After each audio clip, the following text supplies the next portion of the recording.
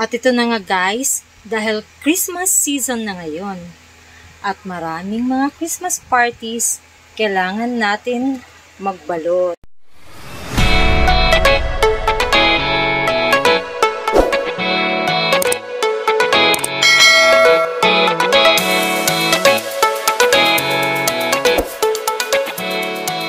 Balot. Ayan guys, ito yung mga binalot namin ng anak ko. Ayan. Para sa mga ka-office mates niya at mga friends na pagbibigyan niya. At alam nyo guys, at dahil marunong akong gumawa ng mga gift wrappers o gift bags, ito na guys, hindi na need na bumili ng anak ko. Ako na mismo ang gumawa. Lahat dito ay puro mga gawa ko. Yan guys, ginawa ko yan. Ito oh. Puro mga gawa ko yan guys. Kaya no need na bumili ang anak ko. O diba? Kailangan lang madiskarte tayo. At ito pa. Ito rin. Para sa ibibigay namin sa mga batang mamamasko sa amin. Bumili lang kami nito guys. Mura lang ito. Wala pang 100 pesos. 100 pieces ang laman nito. Tapos ito, binalot na namin. Tigta-tatlo ang laman. Para ipamimigay sa mamamas ko sa amin. Ganun lang guys. Para cute tingnan. At syempre matutuwa ang mga bata, diba? Ito ang gusto ng mga kids.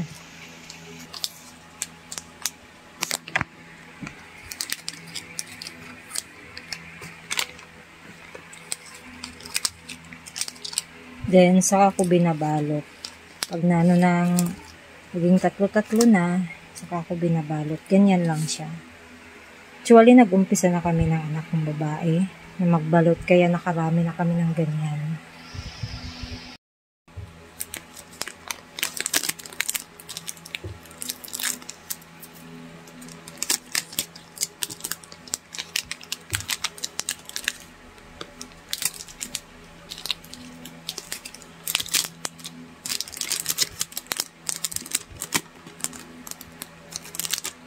Diba guys, madali lang siyang balutin.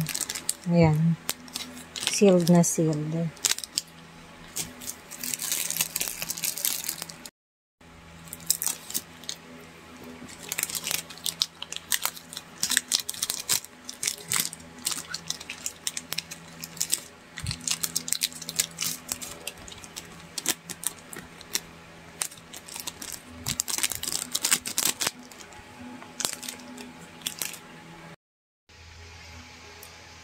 Yan guys, no need nang bumili ng mga gift bags ang anak ko, di ba?